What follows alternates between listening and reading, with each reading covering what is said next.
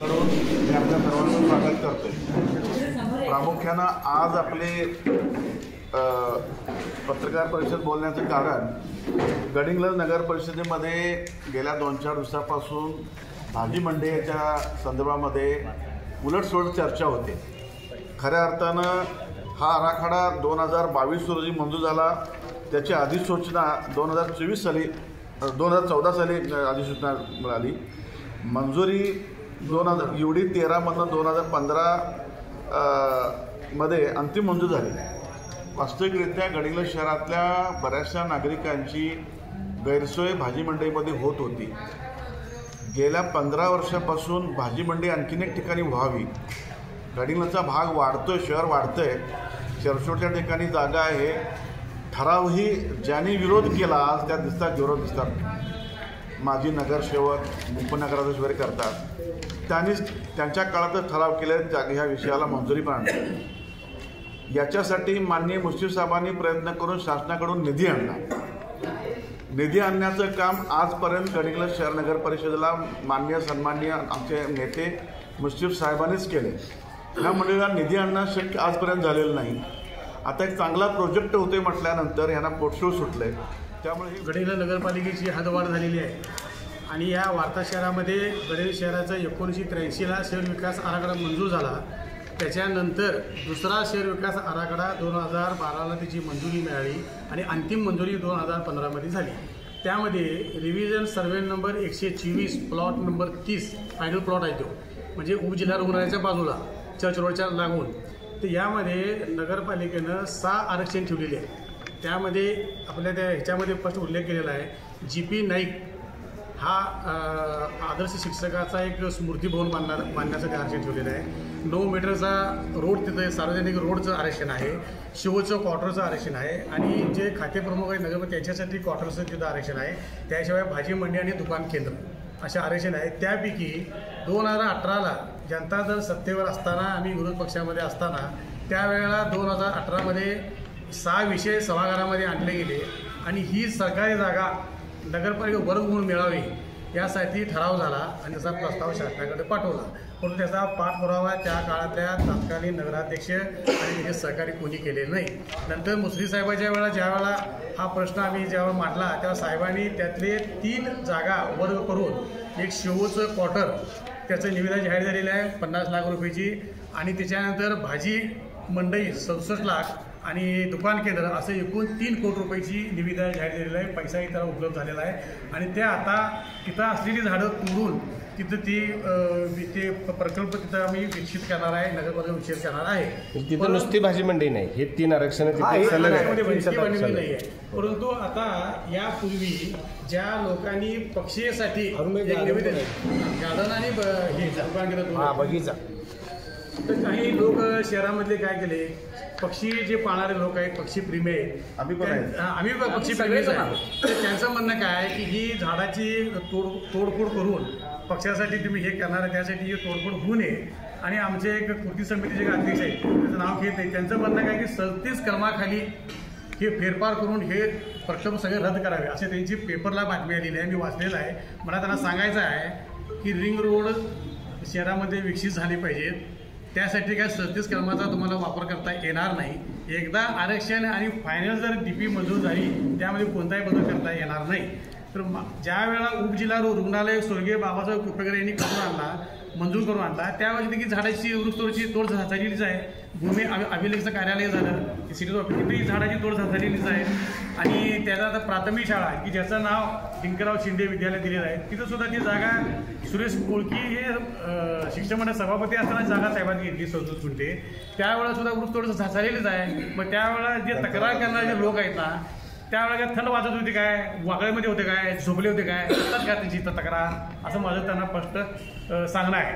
आणि आता हा जो प्रकल्प आहे दुकान केंद्राची गाळे झाले तर अनेक गरीब शहरामधले बेरोजगार लोक दुकान गाळे घेतील, आपलं व्यवसाय करतील। त्या भागामध्ये शहराची हद्दवाढ वाढल्यामुळे गडिंग्लजच्या 4ही बाजूला भाजी मंडी झाली पाहिजे।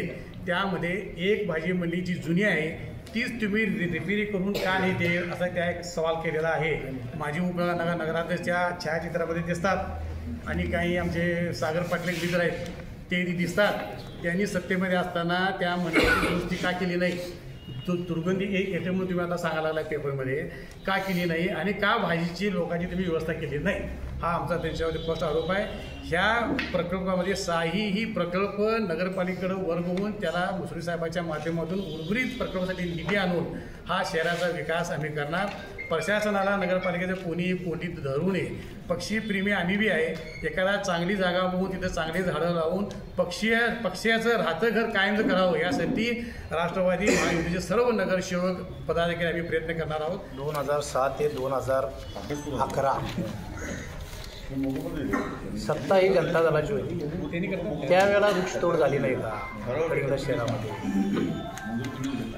हा प्रथमतः एक पहिला प्रश्न आहे. दुसरा प्रश्न त्यांना मला आहे,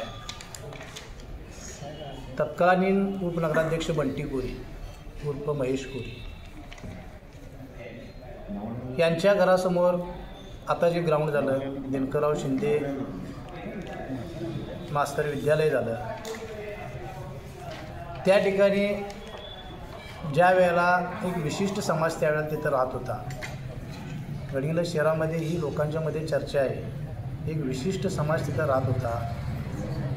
त्या समाजाचा त्रास व्हायला लागला म्हणून त्यावेळेला तक्रार करून ह्याच लोकांनी त्यांना बाहेर काढलं. हा पहिला मुद्दा. दुसरा मुद्दा, तिथं एवढी टोलेजन्म झाडे होती त्यांच्या घरासमोर. त्यावेळेला आता पक्ष्याचं हिने कारण सांगू, आम्ही देखील पक्षीप्रेमी आहोत, मूग जनावरं प्रेम करणारे आम्ही लोक आहोत.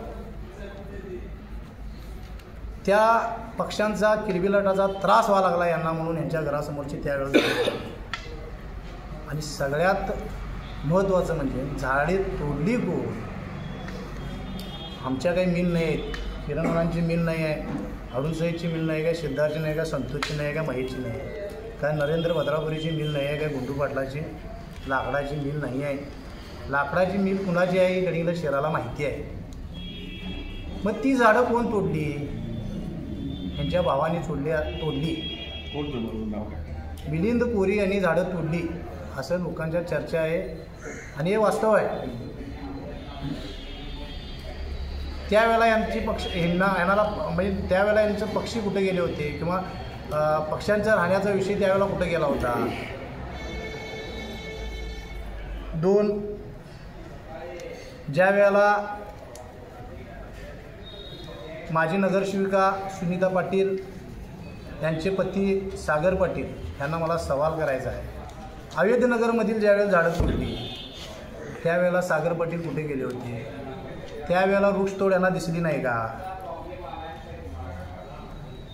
तिसरा प्रश्न माझा आहे, विक्रम हायस्कूल म्हणजे मुलींचे हायस्कूल जे स्टँडच्या मागे आहे, तिथे देखील एवढे टोलेजन्म झाडे होती, मोठी झाडं होती. त्यावेळेला वृक्षतोड झाली ते आणि ह्यांच्या काळातच झाली ना, जनता दलाच्या काळामध्येच झाली ना. त्यावेळेला यांना पक्षावरचं प्रेम, मूग जनावरांचं प्रेम दिसलं नाही का?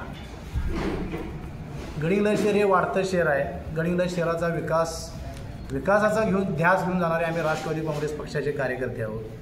आणि सगळ्यात महत्त्वाचं, या राज्याचे कॅबिनेट मंत्री आमचं दैवत आदरणीय मुश्रीफ साहेब, गडिंग्लज शहर कोल्हापूर जिल्ह्याच्या नकाशावर कसं येईल, महाराष्ट्राच्या नकाशावर गडिंग्लज शहराचा विकासाचा चेहरा कसं दिसेल, या पद्धतीनं आदरणीय मुश्रीफ साहेबांनी गेल्या मंत्रिपदाच्या काळात आदरणीय मुश्रीफ साहेबांनी कोट्यवधी रुपयाचा निधी दिला.